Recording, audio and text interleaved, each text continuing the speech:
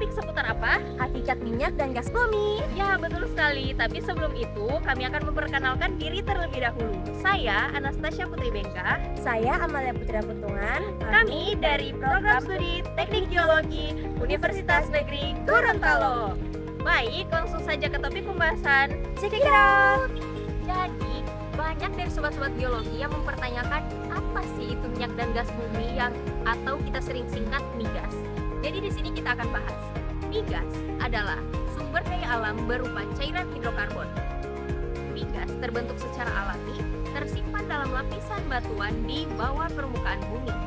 Minyak bumi berbentuk cairan kental berwarna coklat hingga kehitaman. Sementara itu, untuk gas bumi, dia berupa campuran gas mudah terbakar dengan kandungan utama yaitu metana.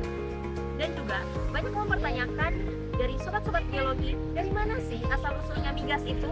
Baik sobat geologi, di sini saya akan jelaskan. Jadi, asal-usul migas berasal dari sisa organisme laut purba seperti plankton dan ganggang yang mati lalu tertimbun sedimen jutaan tahun yang lalu. Dalam kondisi tanpa oksigen, sisa organik itu mengalami perubahan akibat tekanan dan suhu tinggi. Prosesnya juga bertahap, mulai dari diagenesis, lalu katagenesis, hingga metagenesis, yang akhirnya menghasilkan hidrokarbon cair maupun gas.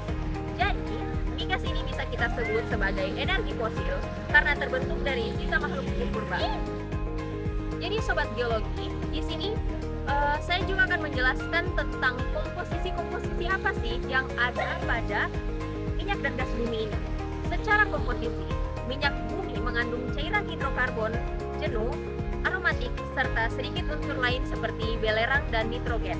Sedangkan untuk gas bumi didominasi oleh metana sekitar 70-90% karena sifatnya yang mudah terbakar, keduanya menjadi sumber energi utama dunia.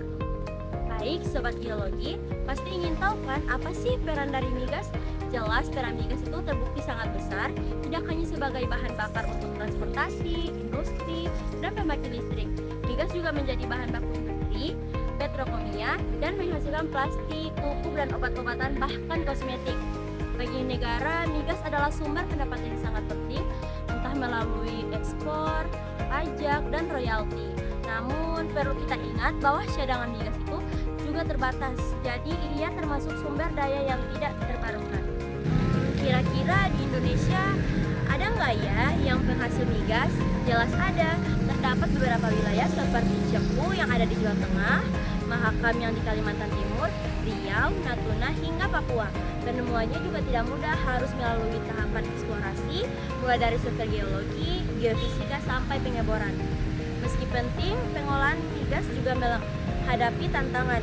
Dampak lingkungan seperti emisi karbon, pencemaran laut akibat tumpahan minyak, dan tingginya ketergantungan pada energi fosil untuk menjadi persoalan serius. Sebagai penutup, minyak dan gas bumi adalah energi fosil yang memiliki peran vital dalam kehidupan manusia dan pembangunan ekonomi. Tapi karena jumlahnya terbatas dan berpotensi menimbulkan dampak lingkungan, pemanfaatnya harus dilakukan secara bijak. Kedepannya mungkin kita perlu untuk mendukung transisi menuju energi baru dan terbarukan agar kebutuhan energi tetap terpenuhi tanpa mengorbankan keberlanjutan lingkungan. Jadi sobat geologi, itulah tadi topik seputar hakikat minyak dan gas bumi. Semoga itu menjadi pemahaman teman-teman untuk kedepannya ya. Dadah!